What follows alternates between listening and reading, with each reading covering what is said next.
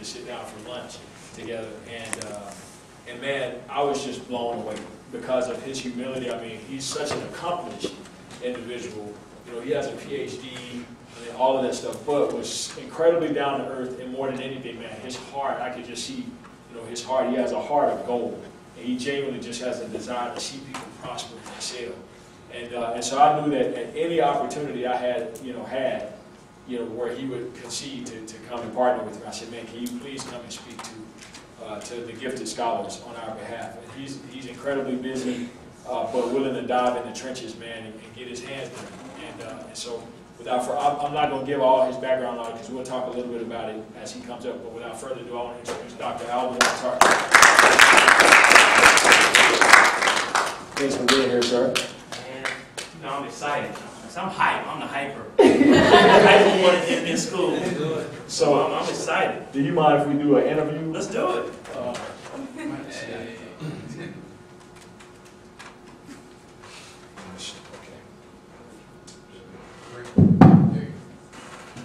All right, so if you don't mind, first, if you don't mind telling us a little bit about, your background, your story, a little bit about just prior to college, and then of course we'll get up to college and all of that stuff. But just how you grew up, where you grew up, those types of things.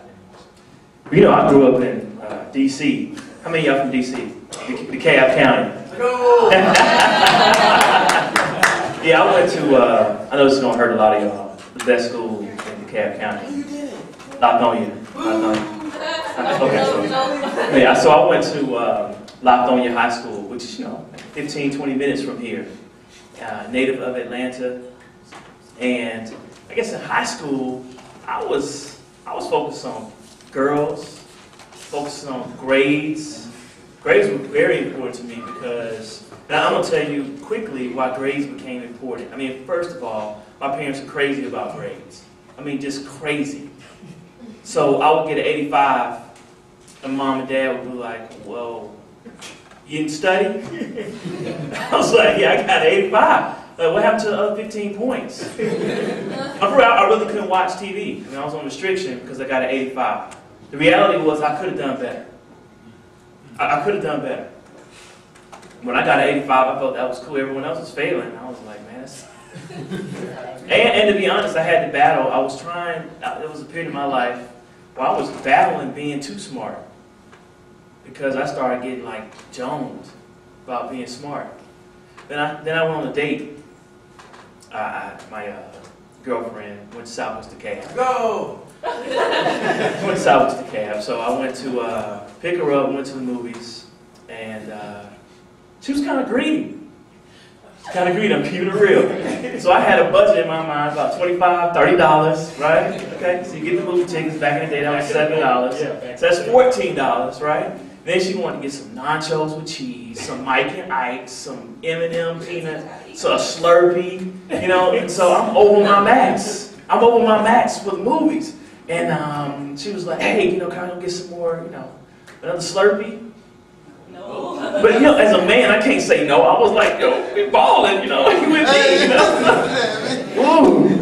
So I had to tell her no. I was like, I don't have it. And I realized at that point, if I don't find some way to make money, I'm gonna have an experience like that again. I mean, that hurt. That wasn't just. I mean, to look at her, it was like I was dying. I'm not a baller. I'm not a baller. That hurt me so badly. I'll be honest. That hurt me so badly, and I was like, I'm never gonna have this feeling again. Because my parents had money, but they made it clear: our money is our money. Your money is your money. We're rich. You're broke. You're poor. I'm serious. I was like, man, y'all have all this money and I can't get anything? Y'all just greedy. But it helped me. It helped me. So part of my thing about high school was about getting the best grades, to be honest, so that I could be a doctor. That's what I was focused on. Was dating, pretty girls and getting very, very good grades so I can get to the school that I wanted to get into so that I could be a doctor, so that when I go to the movies, I was like, can get 9 M&Ms if you want to for you. You know what? You and all your friends can come. So that's what high school was about, you know, for me. I wanted to ask you now, Dr. Tari, he hadn't always been Dr. Tari. So talk a little bit about undergrad, but then if you can specifically hone in on, you told me an incredibly powerful story. That was a huge turning point in your life about your roommate. And I want you all to brace yourselves because this is really it's a very powerful story. And I mean, just, yeah, if you don't mind, talk about that, you know, I know it may be a bit of a sensitive topic, but just as much as you care to expose, talk a little bit about that. This is why I came. Because I know you heard phenomenal stories from other people, but I was thinking, what can I teach you all that other people maybe can't teach as well because they haven't been through it or I went through it a different way. I've always been smart. You see my parents, I didn't have a choice. I got tired of getting whoopings for 89s. That was just... Y'all laugh, I'm serious. And so I was focusing on girls. That was my focus when I first got to school. My goal was to talk to every girl from A to Z. No, seriously, that was the day. I'm going to get every girl's phone number from the letter A to Z. And that's what I did. What's your name? I already have an A. I need a C.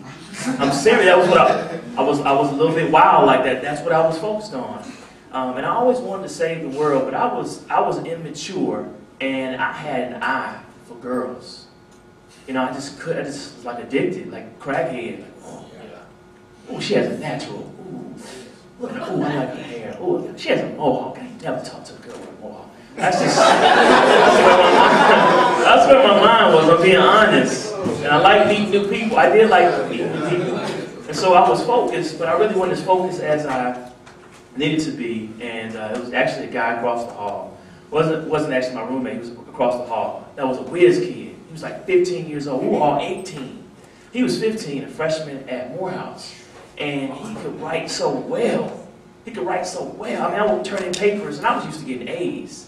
I was used to getting the highest grade. Like, you know, when I turned the paper, I was like, I don't know what y'all turn y'all paper in for, because y'all know the highest grade. It's right here. Y'all know.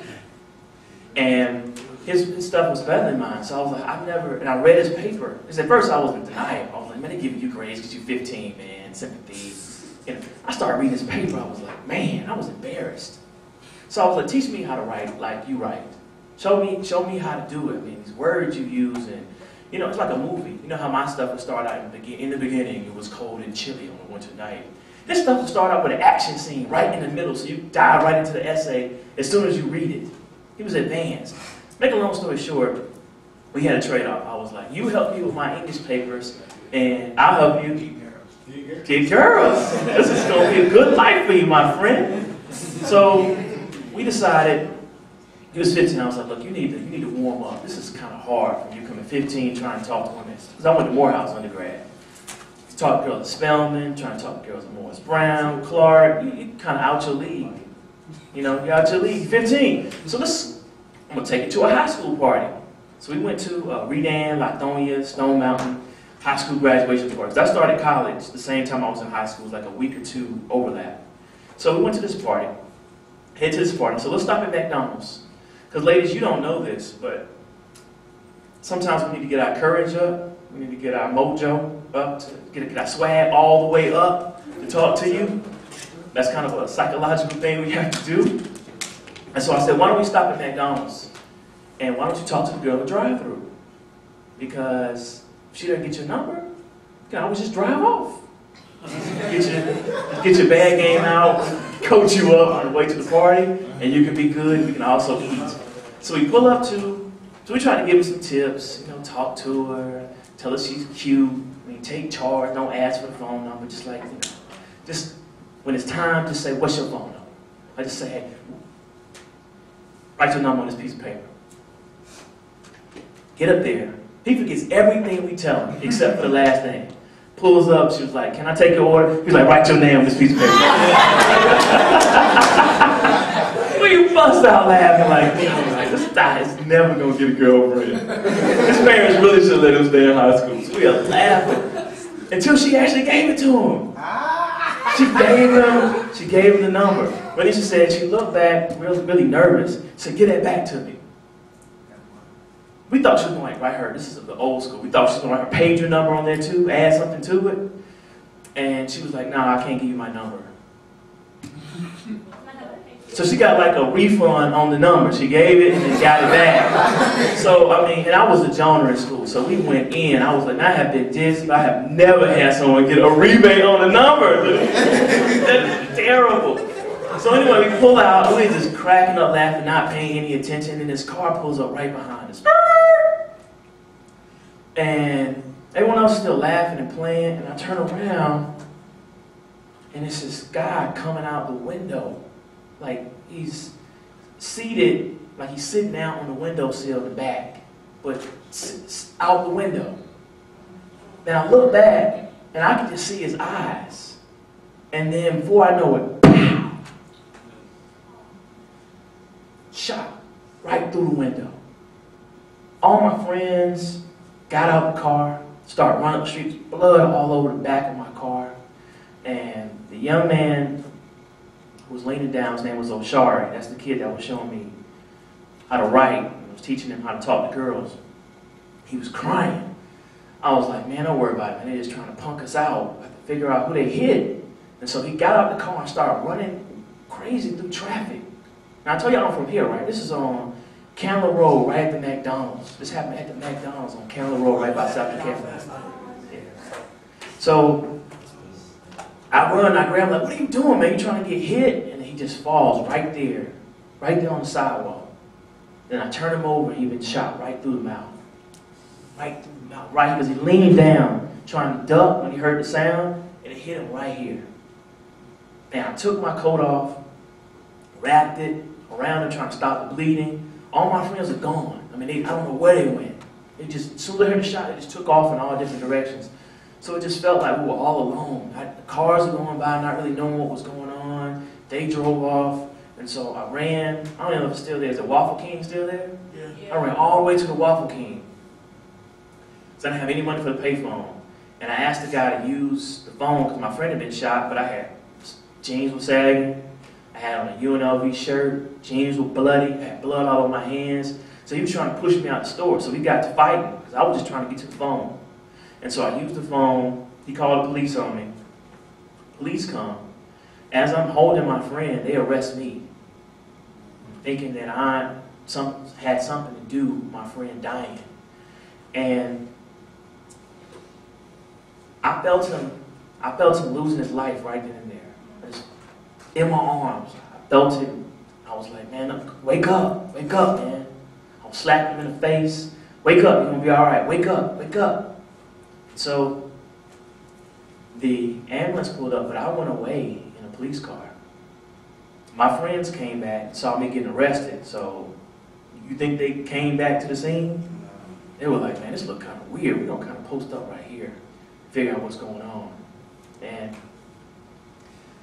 so finally, I had one of those cars that everyone noticed. I had a two-tone Maxima. So it was all in the news. So I found out later everyone was calling my parents. Like, "I swear that's Alwan Maxima on Candler Road. I swear that's his. I know his car." And they were like, "Nah, he's at Morehouse. No way he'd be on Candler Road." You know? So anyway, the Morehouse attorneys come in about maybe 2 hours later after them questioning me, and then my parents come in, and they send me right to this room where I had to identify the victim. And that night, Oshari lost his life. Later, my friends came in and told the story, because they got arrested too. And we told them what happened. And it changed my life forever. So here's the thing. Because you know, Anthony knows that I'm a spiritual man. I'm not in love with Anthony, but long way to go. But everything happens for a reason. So I came to talk to y'all about pain today. And how it changes you and how it makes you stronger. Okay, so at that moment, when I identified him, they said he was dead, it was like it was not real. And I felt a sense of blame. You know, I was like, "I'm going to look out for you. You're my little homie." You know, girls would ask how old he was. He would say 15. I was like, 18. I was just always looking out for him. And the fact that I was not able to protect him really bothered me. But at the same time, I couldn't get the shooter's face out of my mind. I couldn't get his face out of my mind. I saw it. I was looking at him. I didn't even duck. I was like, what is that in his hand? What is he doing? Is he pointing? Because there was no confrontation. There was no what's up. There was no game. There was nothing. And I just felt compelled to start speaking in prisons. Like, I know y'all have never been to Panthersville or Metro, RYDC. You might have some friends that way. But I started speaking, and one day, who do I come face to face with? Shooter. I'm talking like I'm talking right now about what happened, about, you know, my friend's death.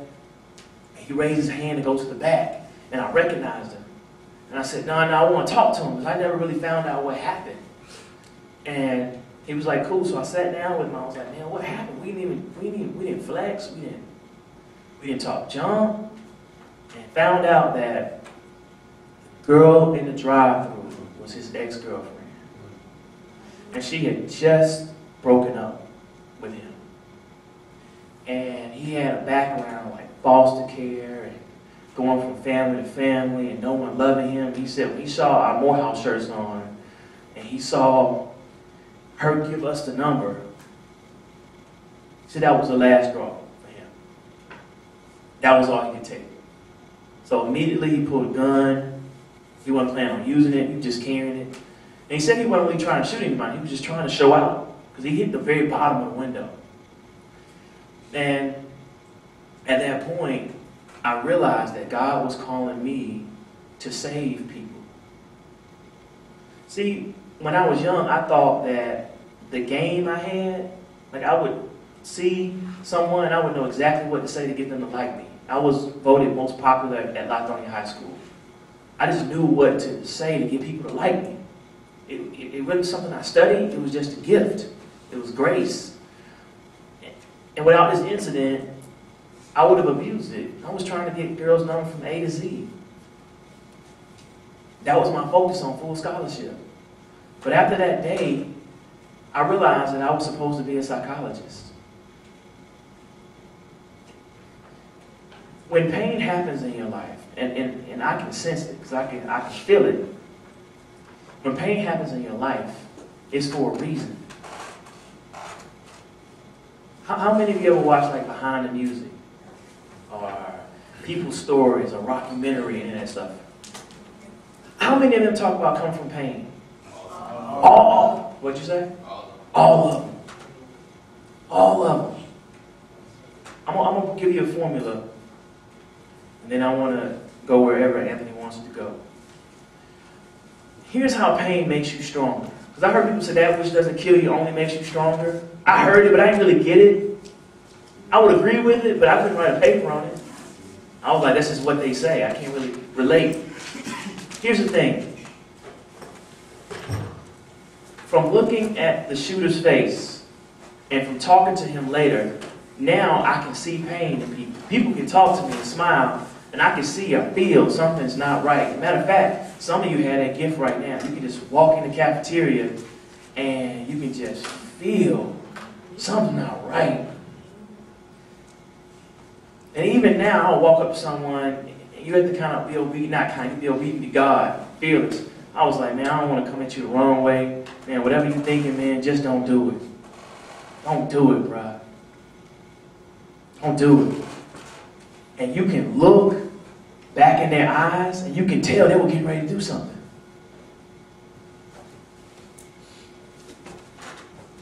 Here's the formula. Here's why all the people that elevate have always come from pain. Because the goal of this is so that when it happens to you, or if it's already happened, you understand so it doesn't hurt you. Because the power of pain is so great that unless you let it out, it will destroy you or destroy others. I have to do a bunch of interviews on Monday about what happened in Connecticut, about the 20 kids that lost their life. Everyone's asking, what will possess them to do that? Well, I understand 100% what made them do it. I get it.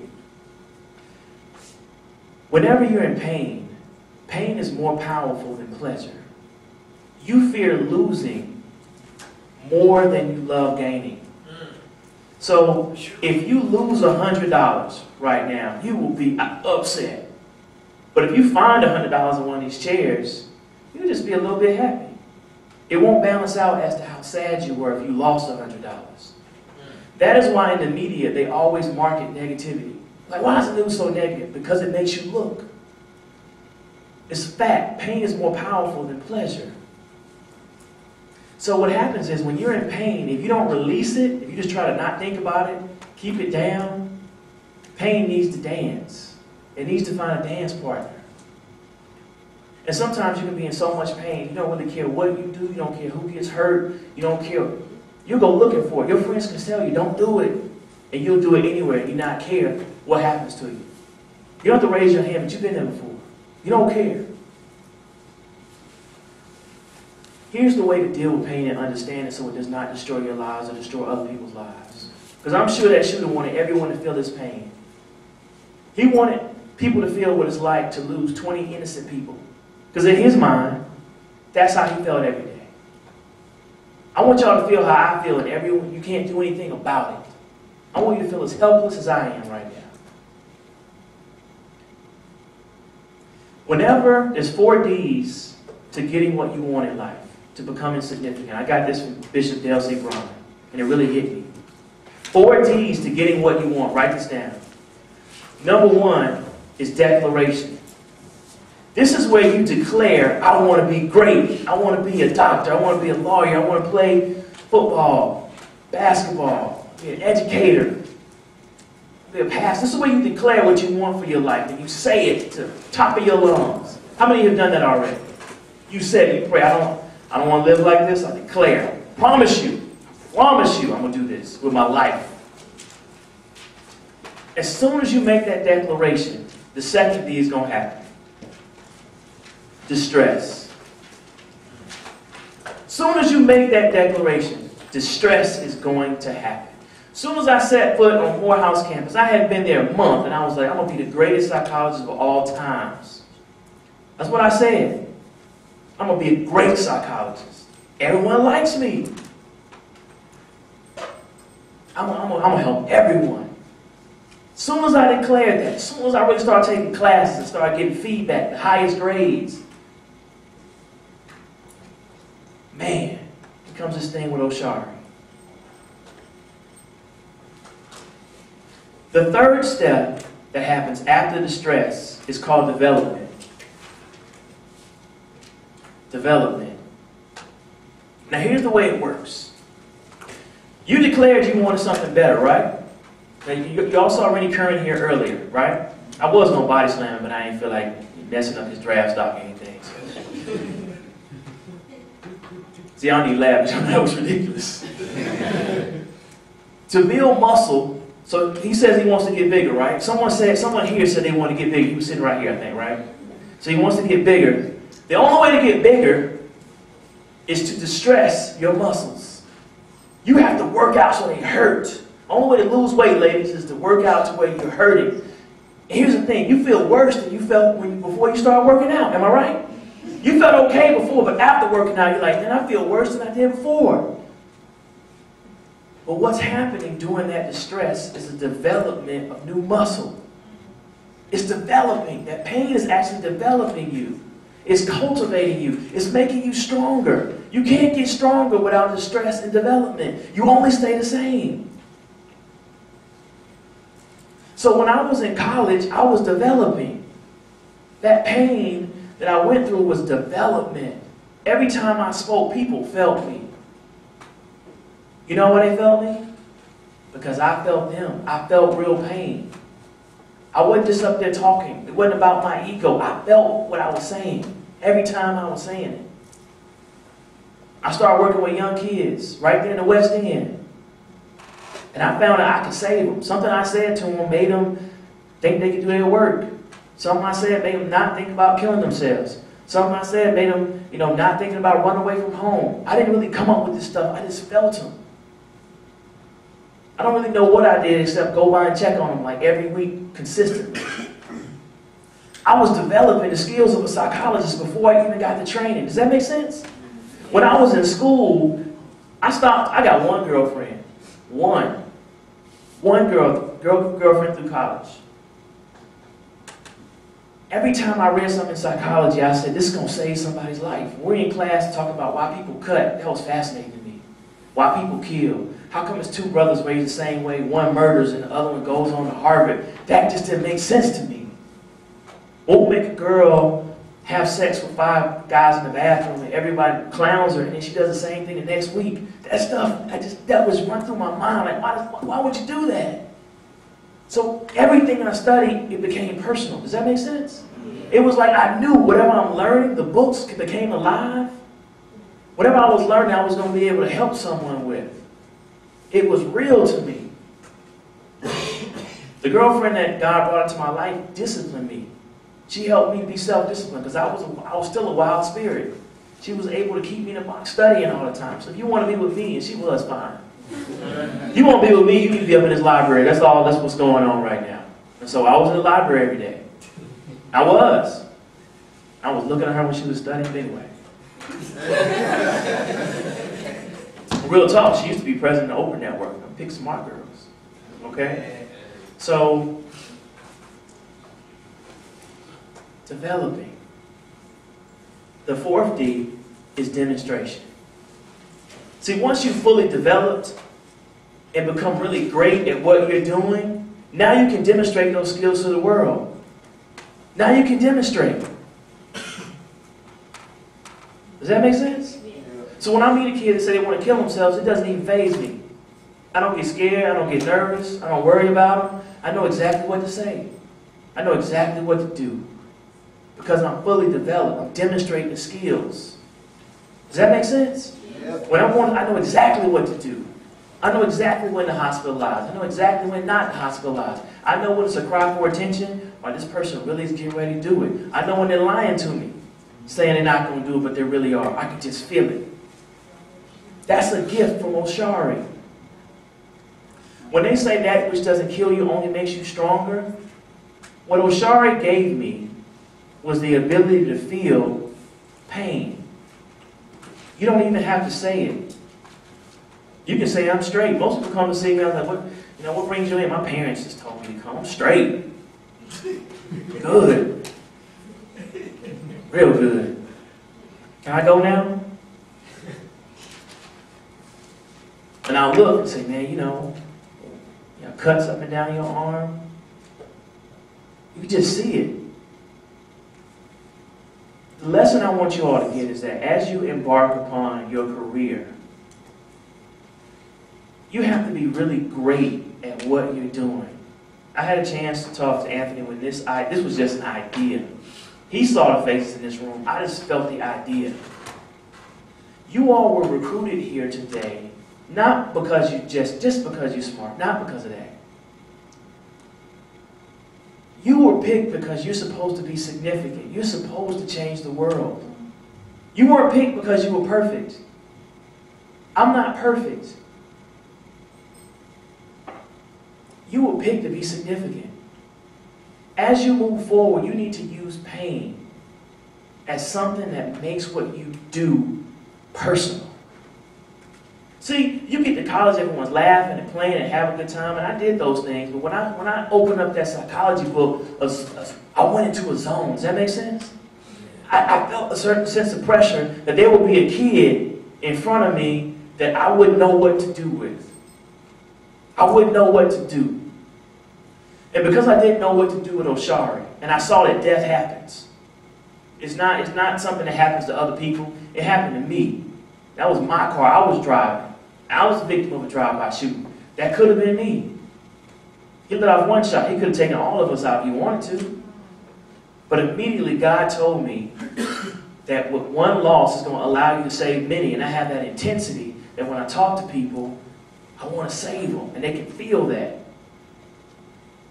So as you go forward in your career, I'm telling you, the things that God puts in your mind, the visions that come to you, the people, raise your hand if you see things right now in society that bother you. See? You have no idea of how this was already put together the moment you were born. I want you to live intentionally. God gave me the gift to make people like me. He gave it to me. He also gave me, I would ride by and I would see people sleeping under bridges in Atlanta, and I would always ask my mom and dad, what are they doing? Sleeping? I was like, it's cold. Why would you sleep under a bridge? They're like, they're homeless. I was like, that's not right. Y'all not going to go back and let them stay at our house? Yeah, like 5, y'all are rich. And I really didn't get it. I had an attitude like, man, y'all rich and y'all didn't go back and get the person and let them sleep with y'all. That bothered me. I had an attitude. I was looking at my parents like, I go to church?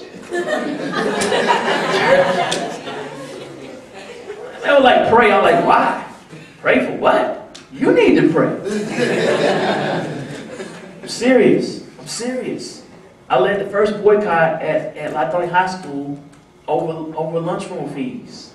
Stuff bothered me. People were like, why are you always in people's business, dude? Just let it go. I'm like, that's not right. And I used my popularity. I was like, I tell you, I wouldn't recommend this. But I was like, I promise you, break the boycott line. I promise you, I'm going to join you out so bad. Tell everybody call you lame. I didn't want announcements. Break the boycott line. You're just not a real bulldog. You're not, y'all would say you're not about that life. I knew exactly what to say. No one broke the line. Stuff bothered me more than others. Does that make sense? It bothered me. So some of you have been affected by sickness. Some of you seen someone in your family sick. Some of you seen what it's like. I've seen what it's like for your parents not to make enough money, or to see how they don't have health insurance and how they have to sit there and cough because they can't afford medicine. Or mistakes they made, or things that you feel that you can fix. Money you can make so that you can fix the family. Some of you had those fantasies. Am I right or wrong? I'm going to make it so all of us can do it. Remember what Rennie Curran said? I was listening. The expectation from his community, all his people, all his family. He was focusing on feeding them. What I want you to understand is that when pain comes in your life, you have to release it. You have to talk about it. You have to understand why it's in your life. And then use it to make you more powerful. Does that make sense? The only reason you all listen to Tupac is because Tupac knows about pain. Right? When you heard that song, Hit 'Em Up, you were like, man, he really did get shot. He really is very mad right now. 50 Cent, he knows what it's like to get shot, for real. Kanye West knows what it's like to lose his mother. Mary J. Blige knows what it's like to go through sexual abuse, be broken up with, feel ugly. Fantasia knows what it's like. What I'm saying is the list goes on and on. And surgeons, they know what it's like to lose someone in the operating room. They know what it's like to lose grandma. Sit in the lobby and sit there, and the doctors come out, and the doctors say, I couldn't help him. Or to say, I can't help him. There's things in your life, and I want you to figure out right now, that happen for a reason. Does that make sense?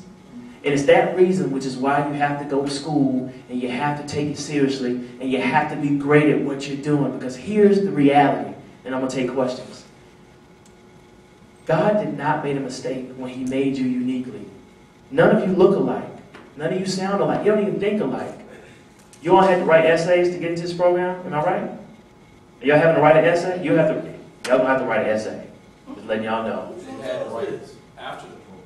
Oh, okay. All right. I knew I saw that somewhere. So yeah, this class, they had the first class, but the next group has to write. Okay.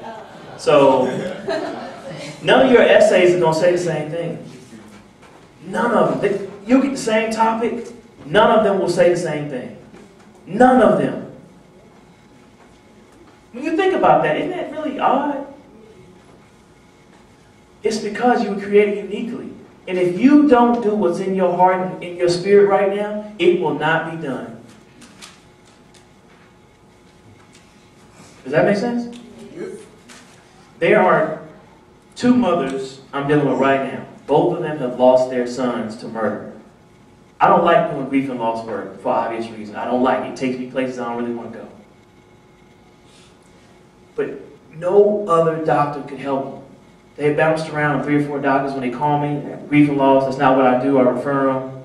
And they were like, man, God told me you have to do it. I was like,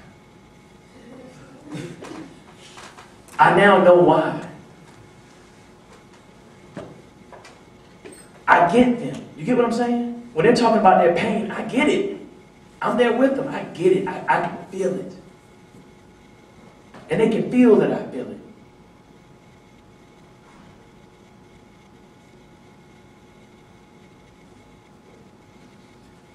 What you feel should not be put away in the back of your mind. That's what I came here to teach you. Because I was taught, hey, you deal with it, you suck it up, you don't cry, you man up. Am I right? Man up. But you cry. Hey, you know what? If you're a woman, just keep moving, right? You see your mom's working, moving, busy, doing things, not dealing with it. Both these women did it for 2 years, so they had breakdowns. You deal with it. You talk to a counselor about it. You talk to your mom, dad, partner, friend, girlfriend, boyfriend about what it, and the minute you release it, the minute you're going to understand why I was put in your life. Pain is like something that pushes you down like a spring. And when you release, so you try not to think about it, you're pushing it down. Right? I don't want to think about it. I don't want to think about it. I don't want to think about it. But when you release your hand, what happens to that spring? Not only does it jump up, but it jumps up higher than a spring that never had anything pushing it down. That is why you see the Oprah Winfrey's, the Tyler Perry's. That is why you see them elevated, because it's personal. Does that make sense? It's personal. When it's personal, you're better. When it's personal and there's a kid in front of you and they say they want to kill themselves and the hospital won't take them because I don't want to kill myself. Dr. Tarver's exaggerating. And then they release them, and then you go by the house,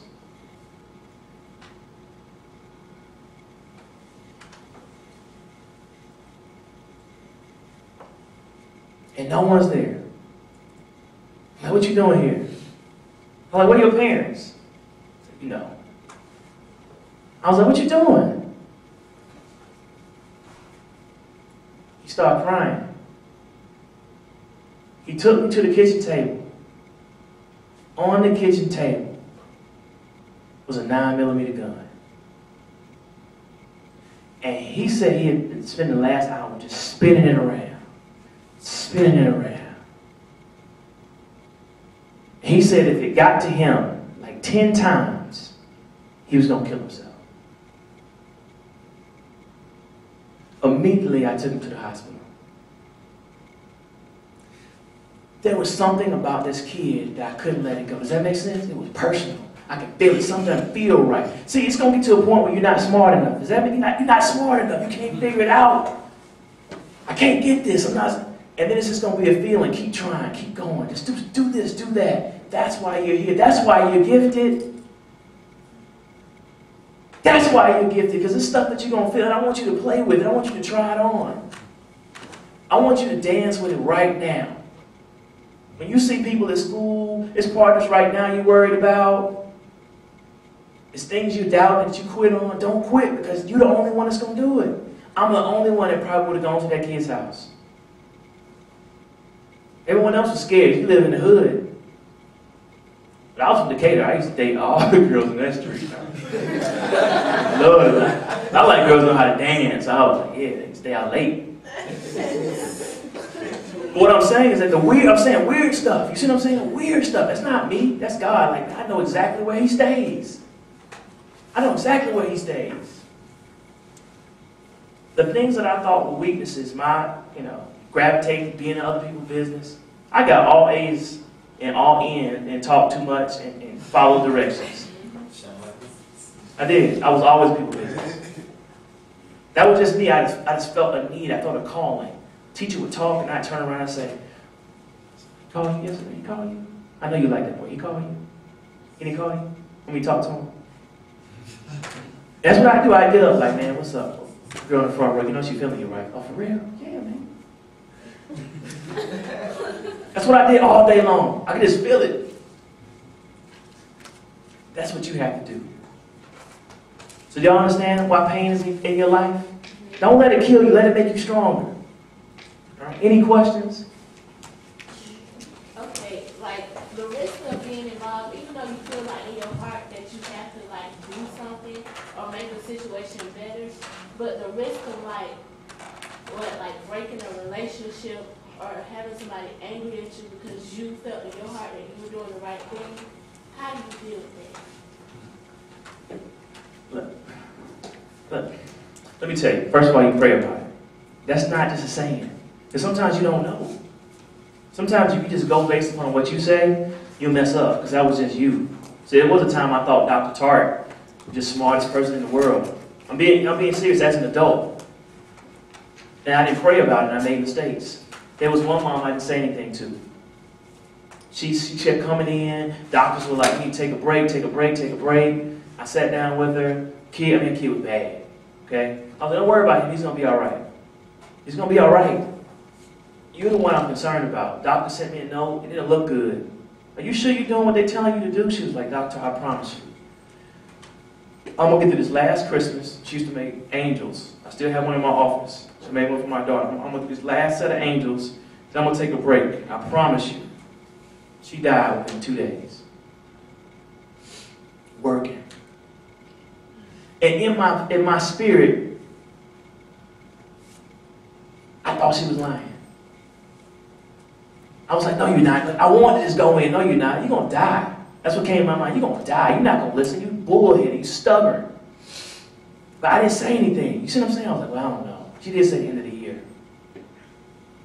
So what you do is you pray about it. If God tells you to go, you go. See, that's the liberating thing. When you pray about it, and God tells you to go, you can release the doubt in your mind because He told you to do it. Does that make sense? So if you prayed about it and you feel that, you're gifted because God is telling you to intervene. You're the only one. How do you know it might be a rape situation? How do you know it might be a pregnancy situation? How do you know it's not an AIDS situation? The stuff that you feel, that you think is just a thought, stuff you feel, stuff you can't let go, this doesn't feel right, that's who you are. You're an empath. You ever heard of that term? Yeah. An empath means you feel other people. You just feel them. They don't say anything. You just feel them. You can feel who's hyped. That was my wild side. I would go into a room, I picked the wildest girl. Like, oh, I hope she cut me. That is so exciting to me. I'm proud. I had some issues. I was like, oh, man. I'm just being honest. I just gravitated to a lot of emotion. I picked this girl. I'm serious. I date Keisha Cole all day. Like, I'm serious. She be going on like, she is so fine throwing those dishes at me. Oh my goodness. All right, so it can be reckless, but you also have to understand that an empath feels people. Does that make sense? And also, I can see it in your spirit. You're a common spirit, but you like a little bit of drama. I love drama. I'm serious. As I'm walking through any neighborhood, I used to work in Inglewood with gangs. I was never good. I felt like I was in a Snoop Dogg movie. I'm being honest. I was like, man, I'm up in South Central for real. I'm finna say all these people, what's up, man? What's up? I was in my element. I wasn't scared at all. God had a covering over me. You get what I'm saying? And even though I'm walking down South Central in a suit, they thought I was a police officer, probation officer. I was straight up talking to them like, why you want me in the gang, man? I heard him on the other street talking, they're gonna kill you for real. You really need to get off the street. I just made up stuff. But it worked. I mean, I loved it. I loved doing that work. Does that make sense? I was alive because I needed drama. I would sit at home 5 minutes and I'm like, man, I'm so bored. Who fighting today? You know what I'm saying? So that's what you do. Y'all keep it short or something. Like, hearing what happened with you and your friend that got killed, like, it really, it touched me because the same thing happened to me. Growing up, I had a friend, and he got killed, and I was just, struggling with it, and then later on, my grandfather passed, and I didn't know how to deal with that. Then Katrina happened, and we moved, and I had all these emotions, and I can say like when you said with the spring, I felt like everything was just pushing me down, and like I couldn't talk to my parents. And see, my thing was now, and I say back, going to parties and stuff. I can say like I'm a real chill, laid back person. I don't talk a lot, but like if something popped off and I had to do something, I'm the first one just gone. And it's like I'm working on it now. But like doing all this and hearing you, it's like I can feel your energy like coming up. Like and joining Gifted, like I can't lie. When I got into Gifted, like I about cried. This was my mom told me. I don't have a high GPA. I was a high head. And I was just trying to get into like better myself. And it's like hearing this is like, and hearing you saying those things, like I know I have to do something right. What is it that you feel you have a calling to do? What do you want to study? I want to do marketing because like I can make money anyway. Like I can tell you, like I could go out on the street right now and sell that container just like that. And it's like, cause I did it during school. I used to sell paper and pencils. And that's how I got school clothes for me and my sister.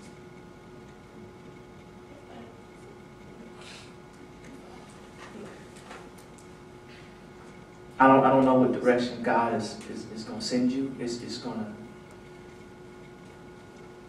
You need to remain in prayer. Here's the anointing on your life, and Anthony's going to tell you what it really is. I can feel it.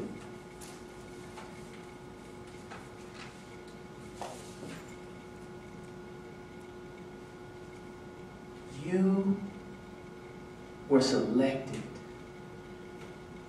to go through this pain because other people couldn't handle it. Nowhere in the Bible will you find a leader that did not go through pain or did not feel the people. Not successful.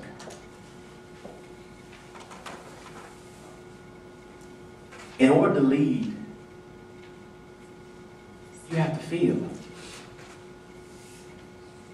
And when you feel things, it's able to create things. So I was delaying until something came to me. Do you know why Starbucks was started? That the founder lost her father, is that right? Lost her father. Her father worked 2 part-time jobs.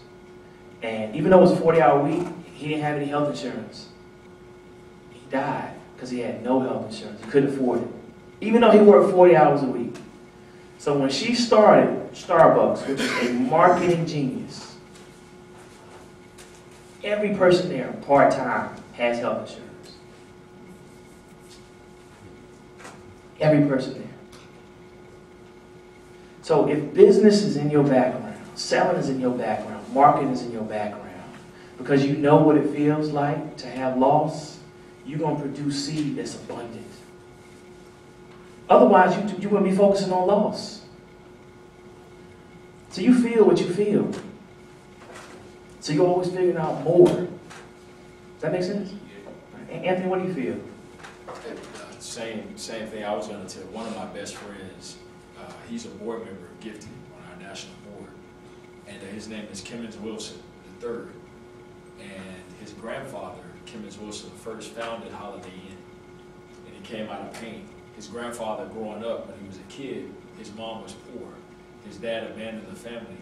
And when they would try to go on vacation, back in the day, you had to pay per capita, meaning if you had 3 kids, you had to pay, a mom would have to pay her fee and a unique fee for every kid. And so they couldn't go on family vacation because she couldn't afford to pay every kid's head. So, or she'd have to leave a couple kids behind or whatever. So he said, when I grow up one day, I'm going to change this. Mom, when I grow up one day, I'm going to make sure that families can go on vacation and not have to worry about the same thing. And he grew up and he founded Holiday Inn. And now his son, his children are benefiting from it. As I said, one of my best friends, who's 3rd generation, is still benefiting from the pain that his grandfather felt growing up. And so to his point, you know, there are ways for you to maximize the pain that lives on the inside of you. We kind of talked about that earlier. You know, Gifted was birthed out of pain.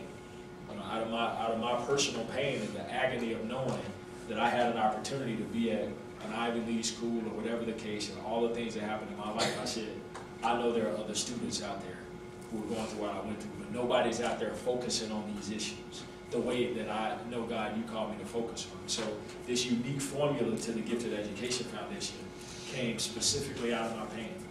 And so be thinking about it, to this point. You know, what are some of those things that are motivating you and driving you, and there's a high probability you can use that as a platform for success, you know, long term. I see Jason's, let's see, you had your hand up. Well, what I want to ask is, what advice do you have for someone like me? I've been ready to pursue clinical psychology since about 7th grade. So I wanted to know what advice do you have? Oh yeah, if I can, before he answers, we talked, yeah, that's right, I forgot we talked. So I talked to her about, Dr. Tart, we didn't even get this. He went to the University of Michigan, which has, in terms of African Americans, the most output of psychologists, specifically clinical psychologists, or just psychologists in general. African American psychologists is the most prestigious institution in the country to produce African American psychologists. So, and I'll let him talk maybe a little bit more about that, but I had specifically told her that I wanted her to, yeah. And I connect with any of y'all. I mean, that's why I'm here. So you just have to call me, we'll schedule it, make it happen. This is a priority. Because I'm gonna answer your question. What y'all don't know is, sit down, we had dinner, we were talking about this. He said, I want to do that. Because I was telling him the research. I was like, man, if you get him later, you know, we're going to deal with a research issue because we don't have time to really change them. It's not going to be that much change. And he was like, man, I want to get them 17, 18 so that they know. You all were. When you were in 6th grade, this program was already put in your life because of stuff that was happening. I want y'all to get that you really are that special. I don't know if people really tell you that all the time. I know I didn't think about it when I was laughing and joning in high school. I could join anyone. I could join all y'all out right now if I really want to. I used to go into high school just like, okay, first of all, what's going on with your face? Go ahead. And I would just take on 10, 11 at a time. It was fun. It was like a challenge. I'm serious, what I did all day. That's what I love to do. All right? So what I'm saying is that who would have thought that a kid that loved to join other people? And I made people cry. Because remember, I could tell you I can feel stuff. So I can feel when they're about to cry, and I just go for the throat. I wouldn't hold back. No, I'll be honest, I could sense. I could sense he's about to cry. And in public school, if you about to fight, that means you about to cry, right? If I can join you better and you want to fight me, I have completely annihilated you. Am I right or wrong? And so I'm saying this is the part that can destroy me. You get what I'm saying? Because I can feel what you were sensitive about, and I just go right to it. And I was like, all right, one more time, dude. Hey, don't say nothing to Joan, because don't do it. Don't do it to yourself. Don't say another word. All right, first of all, is that your girlfriend, or is that old boy girlfriend? I swear I saw them kissing in the steps yesterday. So, you want to fight? Don't get mad. Get better. Joan, don't get mad. What you get mad for? You need to go fight for your girl. You don't need to fight me. I mean, the higher the emotion, the more I was on. The stuff just started flooding to my head. And then I had to start dealing with that pain, because then I feel guilty. I see them cry. You see what I'm saying? When you make somebody cry for real, and everyone joining them, and I was like, nah, I did that. You get what I'm saying? I did. I broke that man's spirit. And I was scared. He's a thug. I thought he gonna get somebody else. So you got Demetri, you'll connect with him offline. Right. So the main thing is to use what you have. The whole clinical psych thing is really about serving, wanting to help other people. I think the biggest skill you need to develop is really liking people. I really like people. I can talk all day. Y'all leave me. I'm here at 12 o'clock. I'm still going to be here. No water. I'm good. Y'all be asleep. All right? But I love people. So if you have that in you and you want to heal, that's what clinical psychology is all about. You sure? Wait, somebody else had it, Jason Jason. and, yeah. What I was gonna say was, when I heard you was gonna be here, because you're a psychologist, I think you were the first one here, maybe to say, but I wanna be a psychologist too, like, and attacking how you attack, you know, like you seem like you go for a world view, like you try to help everybody, that's all I'm doing. So, I'm gonna challenge you. Do it now. I do like, in my school, like, I'm a psychologist, you my patient right here.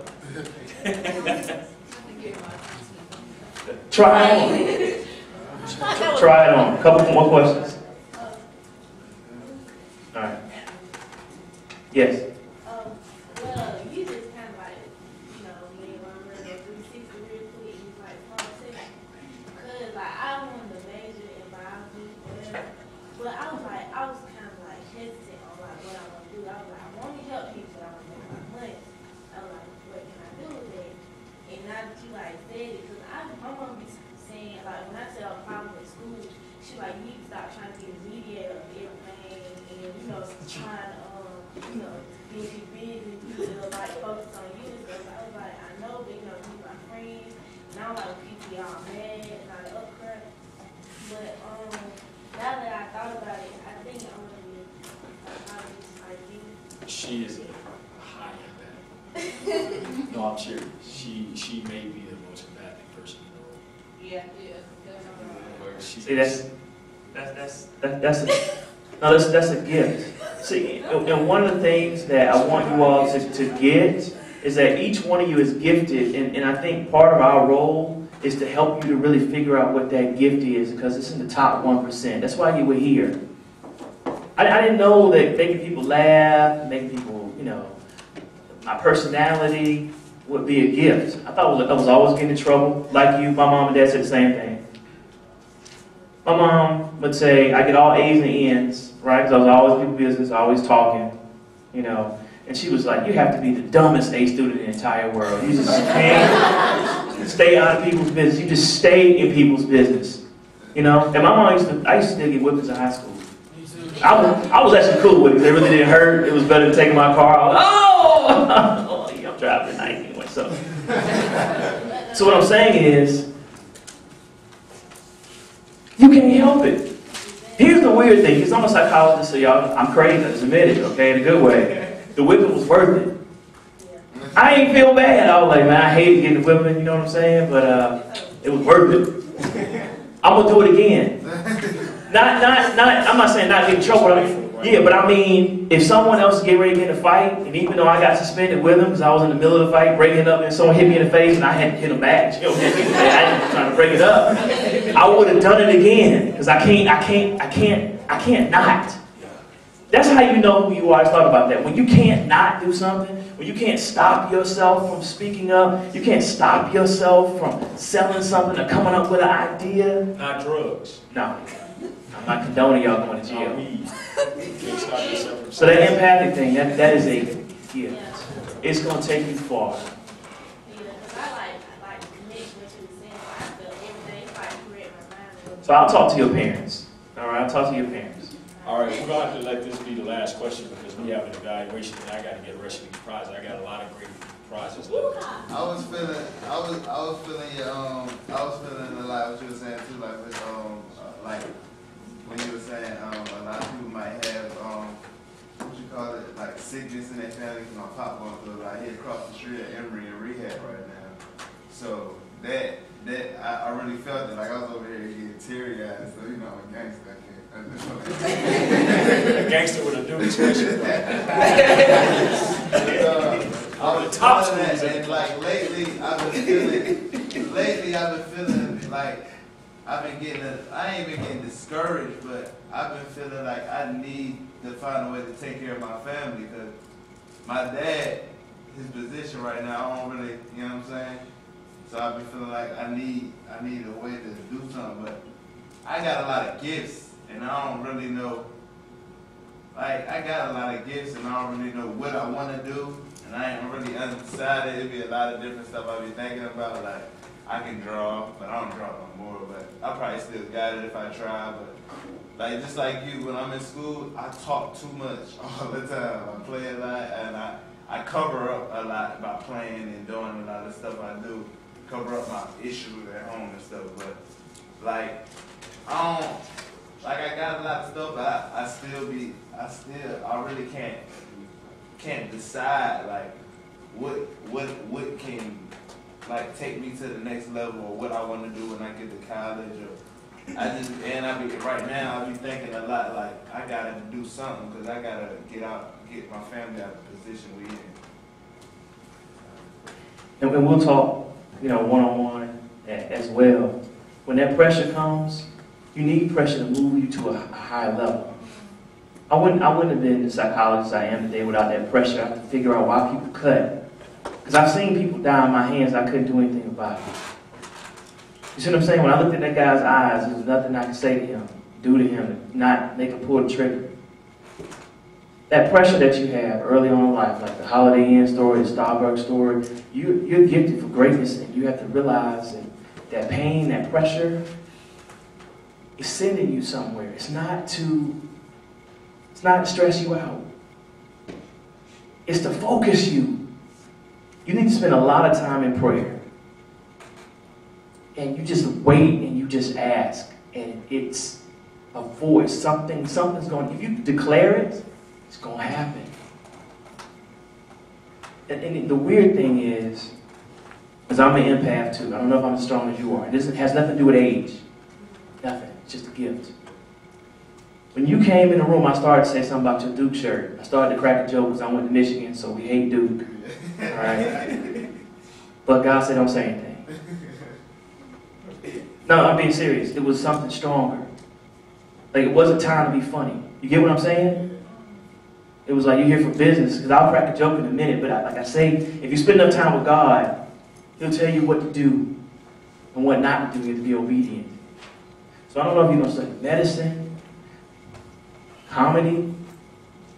I realized just recently from doing a TV show that comedy was like therapy. I can't tell you all the details. Anthony doesn't even know. I was doing this show maybe about 3 or 4 weeks ago. I mean, it's a big time show. So if it sees the light of day, it's one of those things I'll be on TV like every day. Okay? And the host is, I can say this, the host is Monique. Okay? I just worked out with her. Oh, you did? She was, we on the circuit. Okay. Don't tell I told you that. I won't. No, you can't. But, yeah, she was in Atlanta. So anyway, make a long story short, Monique starts cracking jokes. And people know that, y'all know the funny Dr. Tara, but usually when I'm on the news, I'm serious. Okay? And so, I started cracking jokes because she's joned on me.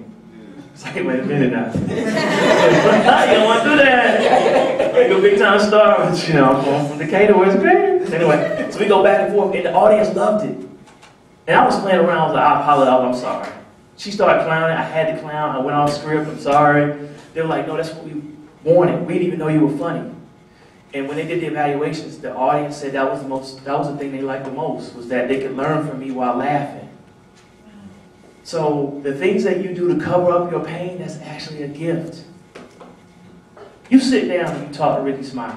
Yeah. You sit down, and I can arrange that. I'm going to be on Ricky Smiley on Monday, talking about what happened. Your comedy makes people laugh. And what you can't see is sometimes a laugh prevents someone from killing someone. It's that deep. You ever had a friend that just cracked you up when you don't even feel like? I have friends that's crazy. I'll call them and say, look, this guy I want to fight him. He talking junk, he talking trash, flexing on me in the cafeteria. The SAT is on Saturday. I don't want to fight him. I'm going to get suspended. No, he keep flexing, I promise you, man. Ooh, I would have fantasies about how I want to fight people.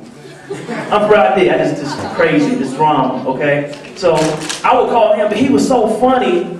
He was like, man, you get to fight in your SAT, man, your mom is like going to murder you. I think your mom might like pimp slap you in the head or kick you. And he made me laugh so hard, I didn't even feel like fighting anymore.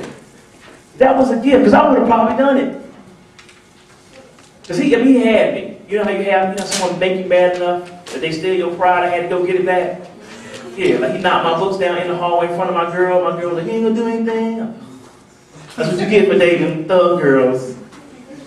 So, the moral of this story, before I go off on the tangent, is each and every one of you were brought here today. I was summoned here today. Anthony called me here, and we talked about this. We envisioned this at lunch. And I've been thinking about what to say. And I didn't know what I was going to say until I came in, but I knew I was going to talk about pain. You all are gifted, each and every one of you, in your own specific way. And it's okay for you to accept that. It's okay for you to feel that. It's okay for you to walk around and say, I'm that guy. I'm that woman. I'm that important. Don't listen to the people that tell you you're not. They don't know. Your mom doesn't know. My mom told me not going. She told me to go in psychology. She said that's the only place your crazy self can make some money. Actually, but I'm the only one in my family. Everyone else is in education. And here's the weird thing. I'm gonna close on this. Hold on, y'all, before you. Yeah. I used to get in trouble for talking too much in class. Now your boy get paid to talk. Yeah. And that's how good God is. Yeah.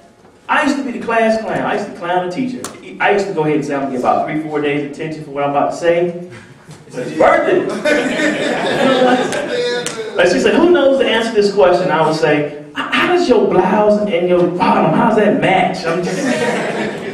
It was worth it. 3 days attention. Whatever. It was worth the laughs. You know, I just couldn't stop.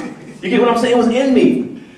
So what I'm saying is that the gifts that are in you, whether you feel people, whether you're real calm, some of you are real calm. I mean, are you real calm? You're real composed. You. No, you calm.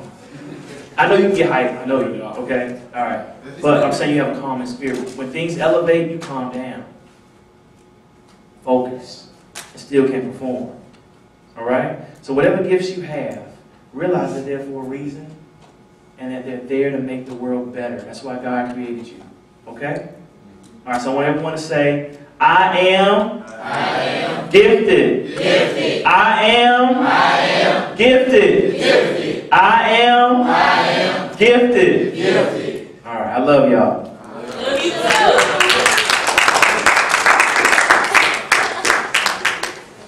I want to ask you guys, he's going to hang out a few, we're about to wrap up, so he'll kind of hang out a little bit.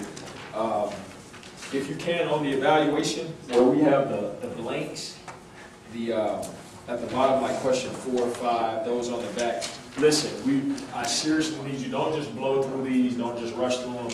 This is very important for our efforts to help us understand, what we can do to improve. And then also for those who support this organization, the things you say, positive things, we can go back and share with them. So